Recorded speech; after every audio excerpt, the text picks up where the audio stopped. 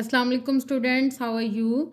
I hope you are all fine. Students, as you know, we are reading unit number 3 or climate, and today's topic is about Earth's changing climate.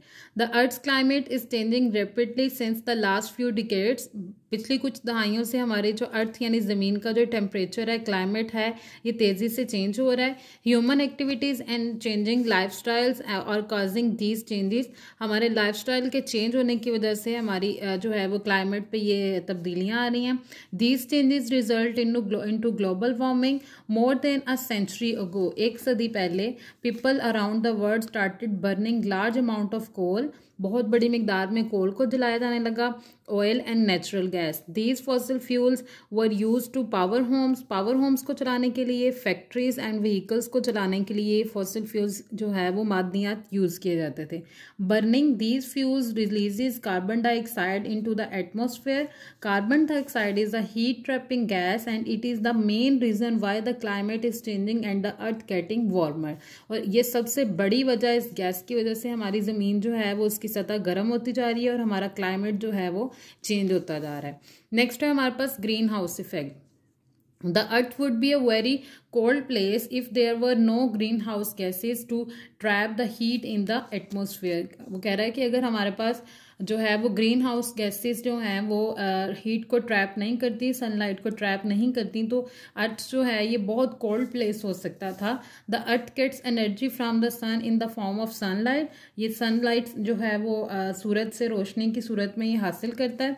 Some of this energy is absorb by the earth surface. कुछ तो earth surface में absorb कर ली जाती है, which heat up, जो कि इसको गर्म करती है.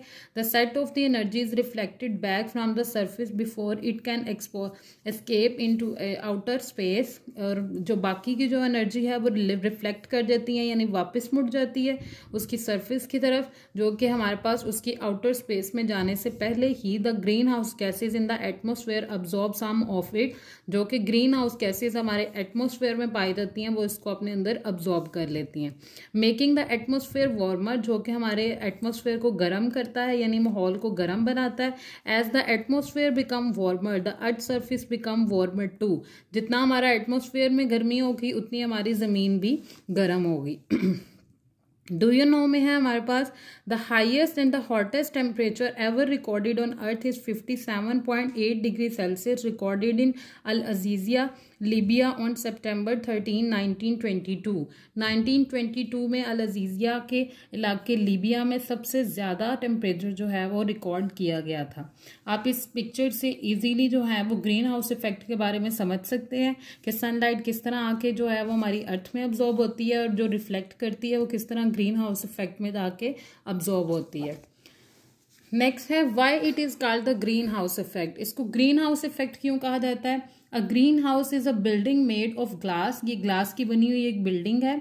It allow sunlight to enter but trap the heat inside the building so that it stay warmer even when it is cold outside.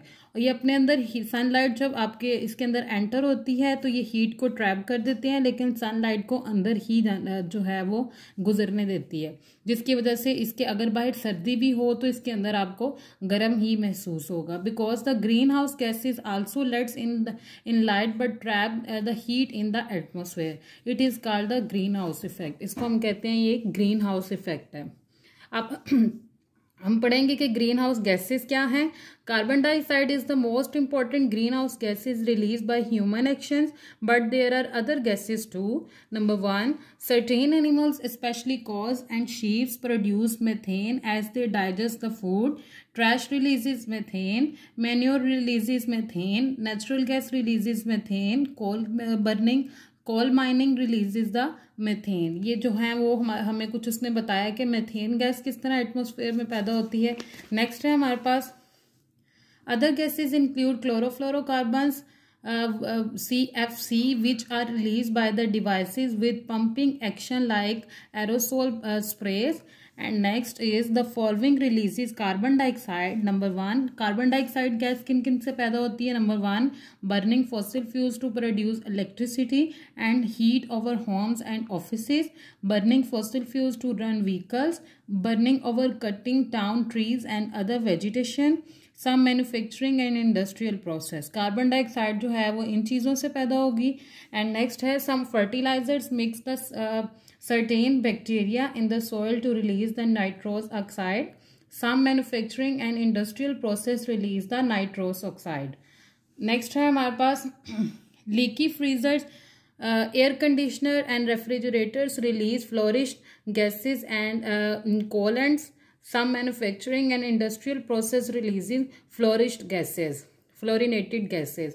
ये जो जितनी भी गैसेस हैं ये सारी हमारी जो है वो ग्रीन हाउस गैसेस है, जिनको हम एक ही नाम देते हैं ग्रीन हाउस गैसेस, जिसमें मीथेन है, क्लोरोफ्लोरोकार्बन्स है, कार्बन डाइऑक्साइड है, सम फर्टिलाइजर, उसके बाद हमारे पास नाइट्रोस ऑक्साइड है और फ्लोरिनेटेड गैसेस हैं। इन सब गैसेस को हम एक ही नाम देते हैं जो कि हमारे पास है green house gas. So students, this is your today's lecture is about page number 30 and 31st. Read on your books and